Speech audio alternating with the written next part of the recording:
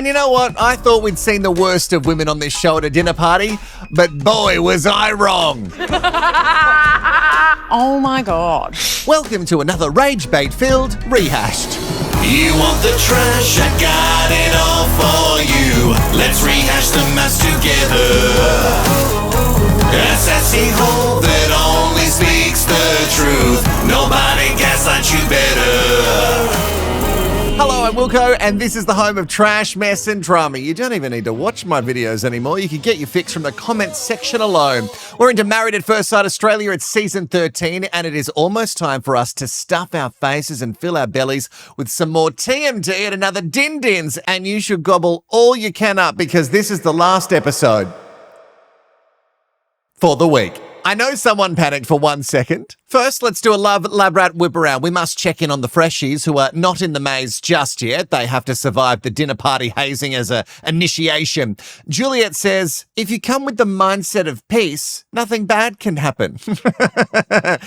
Wrong. Bring as much peace as you want.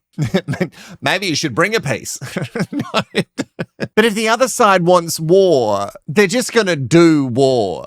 You know, we find out that things haven't gotten any better between Steph and her dream man, Trumpson. They are still in separate accommodation from what I can see. And guys, this could still turn around because look at Farmer and Melusion. Long John pointed it out at the last Commit Me. We know that these things can turn around and end up being love. The dominant and a submissive have decided that they are going to enter as a couple and they're trying to put their differences aside. But I mean, you guys have so much love though. There's so much in common here. If only a producer would hand them a card that says, maybe you should give us your thoughts on immigration. Go. And just like watch them light up. It would change the whole vibe, I think. In a slightly petty turn, Steph is excited for the others to see what she has been dealing with. And if people come at Tai, you best believe that he's just going to serve it right back. As a man, you got to stick up for yourself, you know what I mean? And I expect nothing less from you, you sterling example of an alpha mask specimen. This is the narrative now. It's all around wanting to chat to Tyson about his woke comment in his vows because Rachel was there. We barely saw her. We didn't get to hear anything from the wedding day, but it is really made clear that this is where the story is headed. And as we cross over to Croatia and Lithuania, even though Stella has saged herself and Philip, I don't think there's enough sage in this country to ward off the evil vibes that will be entering tonight's lab rat catch-up. We also see that, oh, my washing's done. We also see that Julia, the bisexual, is that her name? Who has clearly Tim Gunn made it work with this outfit. It has been made entirely from recycled tradie high-vis vests. She can't with Grayson anymore. He wants to be very binary with answers. And her feelings are nuanced. Julia, actually bring it in. Hey, Jules.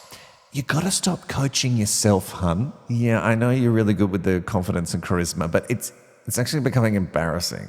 I kind of live in the shades and the hues of life. Oh, yes. Okay. And the hue that you're admitting tonight is absolutely blinding us, babe. I'd love to see a little bit more shade if we have to look at this for an entire episode. Yes, but she can't bring shade because Gia brings so much. Julia also goes full Gwyneth Paltrow / Chris Martin 2014, and she says that she wanted to unconsciously couple. Wow. And I don't know about you, but that term has just taken me back in time. But to consciously uncouple, I think both of you need to be on board with that. And I don't think he was.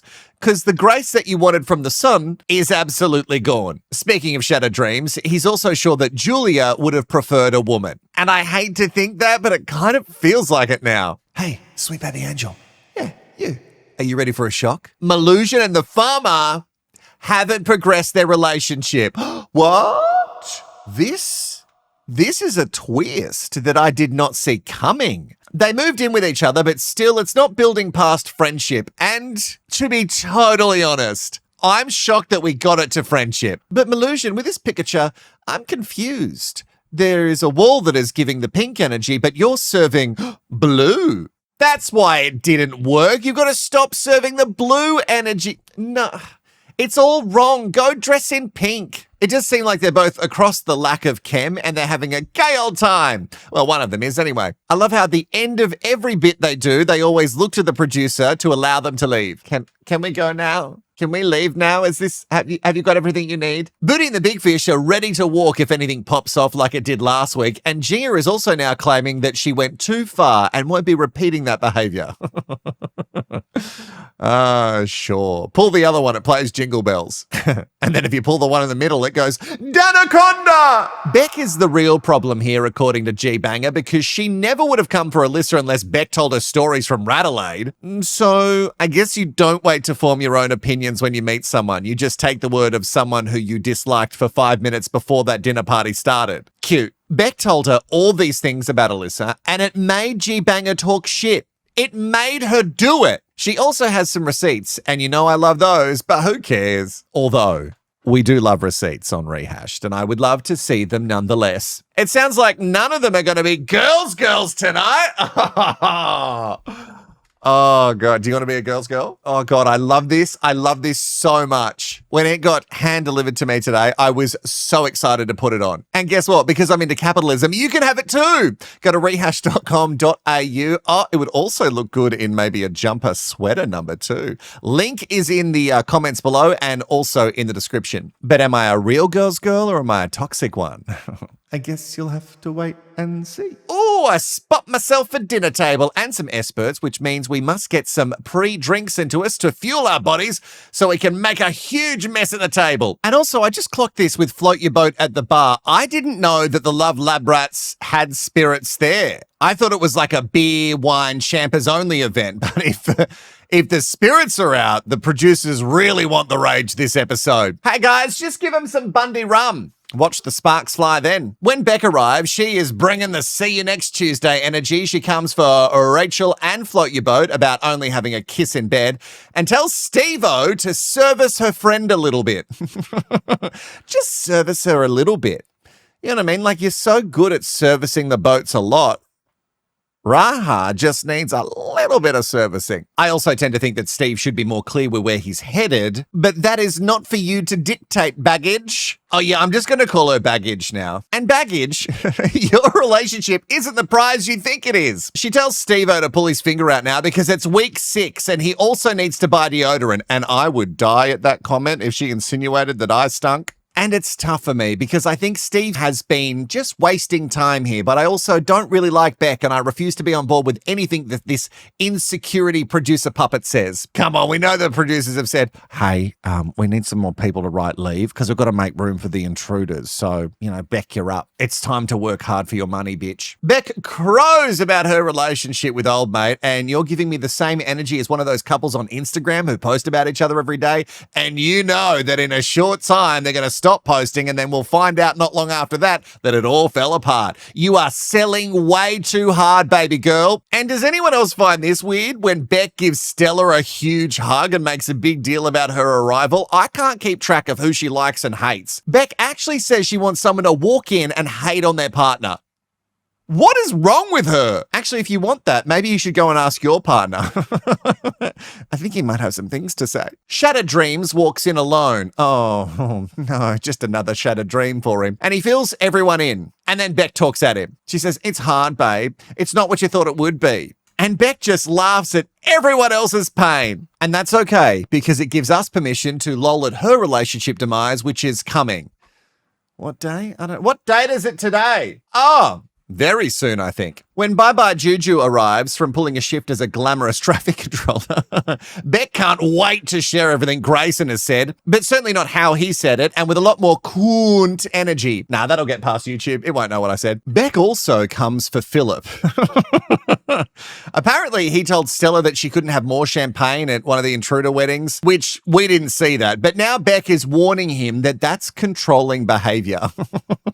I love it when Bec tells other people how they should act, which we can't comment on, Philip. Sorry, we didn't actually see what you said. Then Philip kind of told me that she didn't want a drink and makes it clear that he wasn't stopping her as he already got a glass for her tonight. I tell you what, Baggage is really sticking those chompers into everyone's relationship tonight.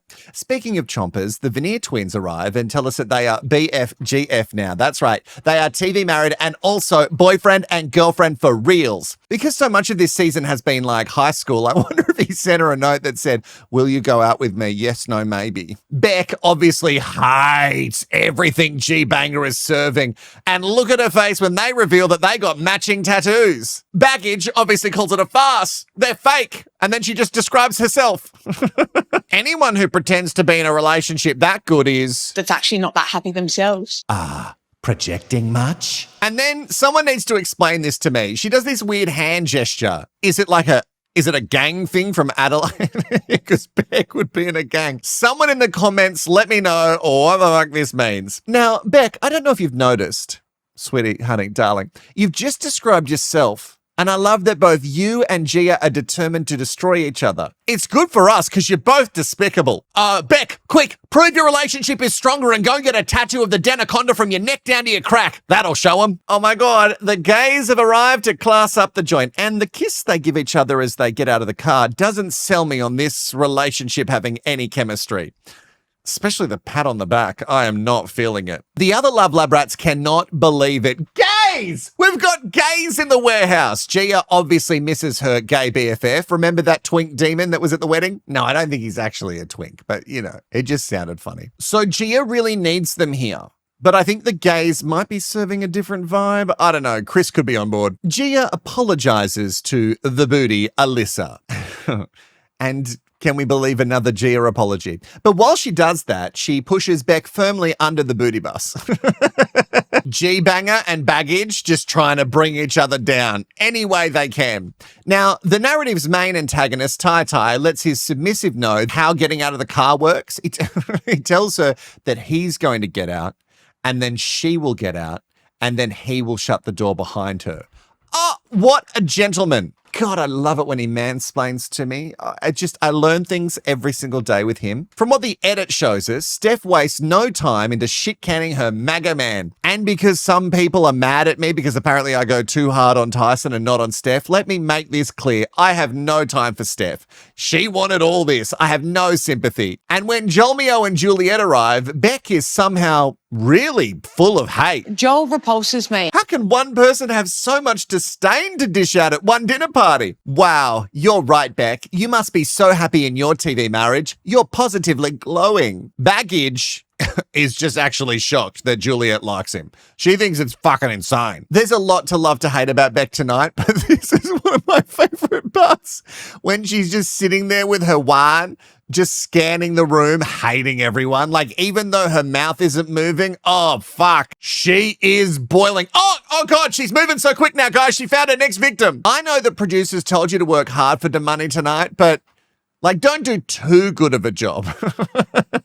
When you do too good of a job, you end up like Brooke from the GC. Dinner is served. Oh, thank goodness. Tink, tink, tink, dinner is served. Thank you, tink, tink, tink, dinner is served, cutie. And with the toast from Scotty, we all celebrate the science that has brought us here tonight. One of my favorite things is when people send me photos of just them in their hands when they watch the episodes. Don't ask me where this started. It was definitely from my brain. It was meant to be me simulating the pictures coming together because I didn't have time to make the graphics do it. The bisexual and the walking red pill. Oh, Bi and Ty have a cute little chit chat about their past relationships where he talks about how he was previously married and she was apparently a very lovely girl, very submissive. His words. And then the experts clock on and seem shocked. Like, wait, are you shocked that he wants a submissive bride? Don't tell me that he hasn't said submissive to you because he said it at least 50 times on 2 different episodes so far. Don't pretend that you've never heard it. Shut up, you know. Ra-ha-ha-ha-ha. Doesn't love any of this chat and claims that she's been on edge waiting for Ty to show up. Because, you know, he hates the wokes, and I think Rachel might be one. But also, let's not forget Steph, because she doesn't like the wokes either. Let's not make it all about the man. Rachel brings up the whole woke culture comment in his vows, and in her defense, she actually comes from a place of calm and curiosity when Baggage just screams, "How do you feel about homosexuals?" There are grown-ups in the room who aren't plastered, who are trying to have a conversation. Not many of them. Even Danny says to her, just let him talk. He calls the gays very nice gentlemen. Well, let's not go too far, Tyson. We only just met them. He has no problem with gay people at all. Oh, that's great. Well, that's nice. Yeah. Okay, Chris, that reply just sounded a little bit shady. I love it. Ty wants you all to know that he has gay friends, which I also love. Yes, Hunty. I'm actually worried that your gay friends haven't pulled you up with all your bullshit. But anyway, He does follow it up with, doesn't mean I'm gay. What, just because you have gay friends? Well, you didn't have to say that. Like, nobody thought that. Now you're heading into protesting just a little bit too much, babes. And I know how much you're worried about catching things, but I just want to let you know, you can't catch gay. You know, it doesn't rub off. In my 20s, I consensually rubbed up against a lot of straight men. You know, and a lot of them have got wife and kids now, so I don't think they caught the gay. I'm also obsessed with this. We have a little bit of a deeper dive into Trumpson's detesting of the wokes. Apparently, a lot of woke people don't take care of their rigs. And he backs that comment up with, and a lot of them have green hair. God, this guy, did he have like a bad experience at a hair salon? He really hates green hair. Also, just please note that most gays would be considered woke just for existing. And I also think that most of them you would find have incredible rigs, some of which you might be in awe of, Tyson. Maybe you like it. Maybe you like it a little bit too much. And I don't know if you could make sense out of this, and I would love you to in the comments, because actually I have a lot of people who are conservatives and maybe have some sort of religion that they believe in, maybe a Christian faith, and they follow this channel. How does a physique equate to wokeness? I'm actually really curious, because I've heard a lot of stuff be equated to wokeness, but never, not once in my life, have I heard that someone who doesn't take care of their body is mostly woke. Again, it doesn't make a lot of sense because I've watched a lot of videos of Trump rallies. Anyway, Steph is asked for her 2 cents and she is sitting so fucking hard on that fence. When she was so anti-woke before, now it's like, all I want is harmony, guys. Do you now? I'm a lot smarter with how I word things. Okay, so now this is virtue signaling, right? Your fake opinions being shared to get the group on your side. Guys, this is virtue signaling, okay? So who knows? She might hate gays, blacks, browns, equality in general, or basic human rights. And we'll never know because she's far less direct than Tyson. You can give him that. The old-fashioned Tai-Tai, who's actually cool with gays and bis, talks about how on a date, he will actually pay like a gentleman if he likes the girl. If he doesn't, they'll split the bill, which is whatever. However you want to run dates, whatever. But then he's asked if he would make Steph pay, which is so shady. And I love it so much. I think the answer is, I don't think so, because she is only temporarily his wife. Again, his words. Oh God, I really want them to get married for real. And that would weed most of the garbage out on this show, I think. Tyson feels like he is just the lone lion trying to defend himself against a pack of hyenas. And I do hate that. We could hear so many more of his great musings if we just gave him a bit of space, guys. Because I actually really do want to hear more of his nonsensical bullshit. Oh, an argument breaks out between him and his temp wife, and it just ends with him saying that he can't live with her. And that's fine, because you don't. I think this is all too edited. There's so much in it that I want to see. Like, really, MAFS, like, you could just do it live. Just film it live like Big Brother. Continuing with people I don't like, Bec is at it again, and I'm not saying you have to like everyone, Bec, but she has decided that Joel is her enemy. The farmer calls out that Joel Mio and his Juliet, apparently, according to him, have some chem, but Bec hasn't heard what her voice sounds like in like 2.5 seconds, so... I don't back it. Oh, how embarrassment. How embarrassment. To act like this at a dinner party after only a few days ago you apologized for your behavior. But even with just a sniff of your Becky Go juice, you're just as vile as before. And it's so weird because she came for G-Banger during the wedding on how she was treating Joel. And here, Bec has flipped again, saying that Joel repulses her. Oh, she has a real bee in a bonnet with this guy. Like, sure, Joel's got his red flags, as most of these people on this show, but I don't know why you've got such an issue with him. Why are you so pressed about it? It is made worse when he says, and it's a lovely little dig, I love it. He says, oh, I know you like attention. He says that directly to Bec. I don't need attention either, honey. And I agree. Baggage desperately wants to be the main bitch, doesn't she? Oh, God, she just wants to be the main mean bitch. It's so sad. And she came at him. He answered, and then he also put just that little jab in there, and she couldn't take it. Weak as piss. I'm not Joel's #1 fan. but I live for him baiting her, and I hope he continues to do so. He calls her vicious and angry, not to her face. And you know it hits home because she brings up the attention thing so many times. Bec then goes, I asked you a nice question, and he came in hot. Once again, stop projecting what you are onto others. You came in real rough and opinionated. He put you in your place, and you can't fucking handle it. And maybe the mummy back scratches work because Joel doesn't even look shook by it. He can't wait to get home and tell Teddy all about it. Which I think, because he's not phased, I think it pisses her off even more with the whole mummy's back scratch sessions, and he claims that mum was having a joke, and I really hope that's true. Bec's only reply, you've given me the ick. Oh, and why is Gia on our screen talking about it? Don't even get me started on you. You having a crack in your post-Din confessional saying Bec was coming for people. You did this at his wedding. Shut up, in the bin with you two. And the argument continues. Joel insinuates that they were jokes in his vows that Bec is referring to. She has just misinterpreted them. Oh, honey, you're the one that wrote them and read them. Oh, honey, tuck your teeth in and your tail between your legs and take yourself home. You have had enough. Look at Danny's face while she's acting like a complete fucking mess. I think I forgot to mention this earlier, but she did ask in the Uber on the way to dinner if Danny had her back. And there was a slight pause before he said, yeah, because he doesn't want to have your back, mate. You are embarrassing. The Danaconda isn't coming for a dip in the baggage pool after this performance. Even Juliet is like, Bec is a mean person. So, Bec, who are you trying to win here? Bec backs it in, though, saying, it's true, though. I can be cold and heartless, but nothing I say is a lie.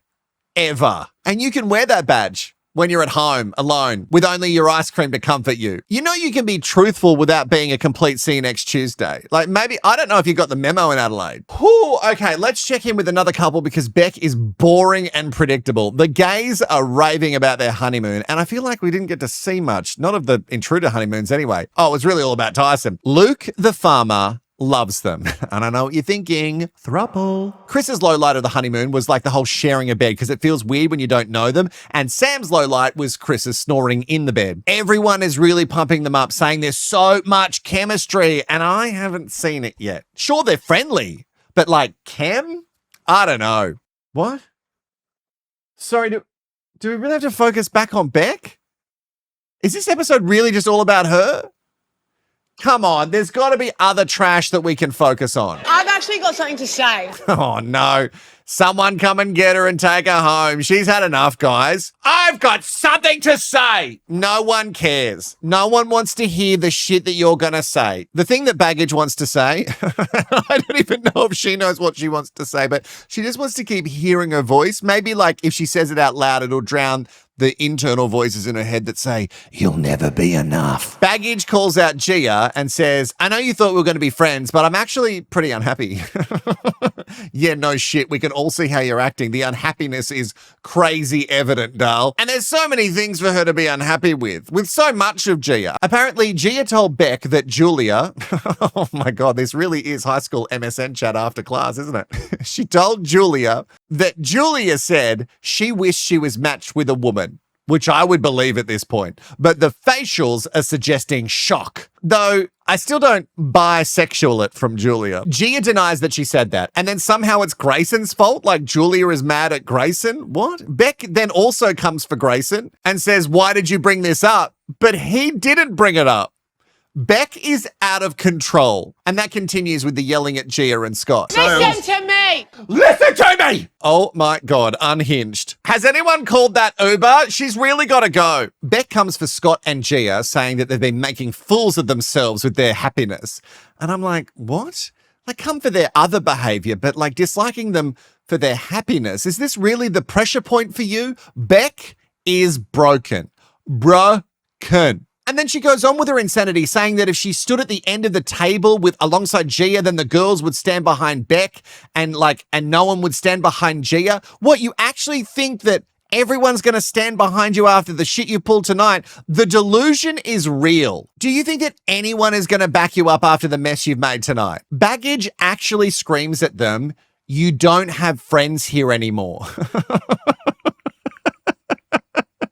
It couldn't be more high school. This season is just like season 13 high school edition. Obviously, Gia is amped up now and she's got those receipts. Remember, apparently she has Bec shitting on everyone over text. So again, this is absolutely MSN chat after school. Gia is off to grab all the receipts and I love that production lets her have her phone for this portion of the dinner. Like no other time are they allowed to have it, but this time perfect.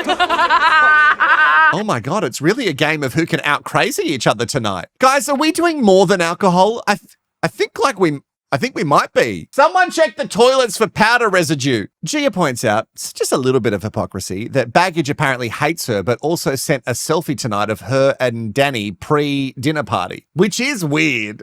To come for her so hard, but only a couple of hours ago, you were sending like kissy selfies. The main text that they focus on says that Alyssa is still in love with her ex. That was sent by Baggage just today. It turns out you are the fake Baggage. But don't worry, Bec then tries to pivot by making it all about the Danaconda lie. Look at his face. Dead inside. And we all know that Bec clearly doesn't believe Danny because if she did, she wouldn't act like this. And then, just like the epitome of a classic toxic individual, she says, I'm over it. When she has no more lies to spin away out of this shit, she just says, I'm over it. Alyssa also seems to be burnt by Bec and lives up to her word. If it pops off, she's popping out. So we see the booty and the big fish bailing the warehouse of doom. Baggage is not done yet. In a dinner party that I thought was all going to be about Tyson, Bec has somehow made it all about herself. Mwah. She demands that Danny come and sit with her, and I can see why he wouldn't want to. Has she even had one conversation with her TV husband tonight? Also, in a weird turn, I don't know if you noticed this, Julia, the bisexual, apologizes to Grayson for raising her voice, of which I don't think I really heard her raise her voice. All I could hear was Bec earlier. And then they embrace and share maybe the first genuine moment we've seen from them since the wedding. Guys, it's back on. It better not be. Oh, God.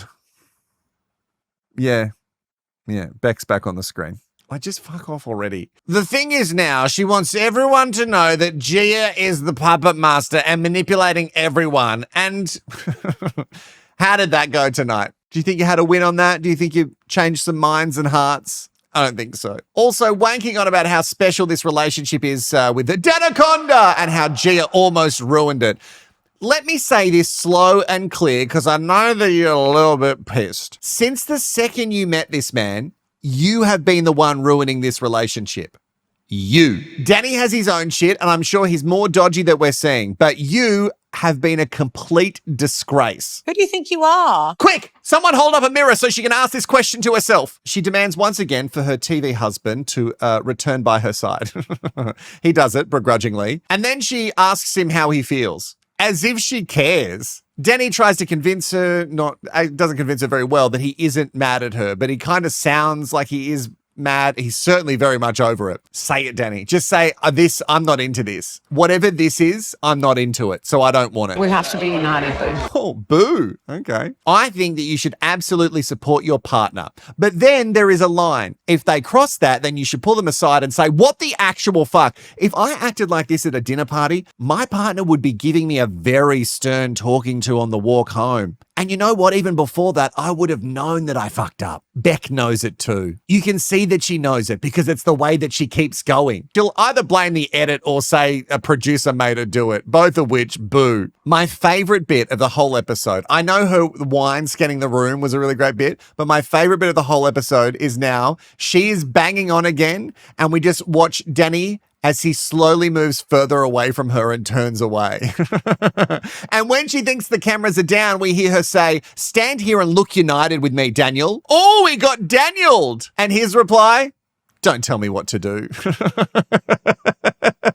And that's where we end it. Danny, I don't know what you did or didn't say to Gia, but I think you need to leave. And I mean, you and the serpent just snake your way out in the middle of the night and pray, just pray that she doesn't find you and go full Malusian on your street. If you and I, maybe we did, maybe we went all the way. I need you to write, don't tell me what to do in the comments below to prove that you and I are still in the all the way club together. And also, I would love to clarify for some commenters who have stopped by of late. I was saying in the last episode that maybe this is it for me and MAFS. And I was saying that because of how unhinged the show is now, not because of the hate that I'm getting in the comments. Come on, you think me after dropping 500 plus videos that I'd be worried about some Trump supporters who clicked the wrong video? No. I do like calling those people out in the comments when they are plain wrong about things, and I will continue to do so. But I do welcome all people to comment because it does boost the algorithm, and you know that Daddy loves the algorithm most. Also, by the way, it is my birthday tomorrow, so I'll be gone for a few days. But remember, you can donate at rehashed.com.au. It is also the same place you can get super cool merch. You can be a girl's girl just like me, and I will see you in the next video. Bye, sweet baby angel. Oh my God, I'll be 40 in the next video. See, it's not the commenters I'm sad about. It's turning 40. Oh my goodness, what a week of fucking MAFS. That's insane. I can't. Honestly,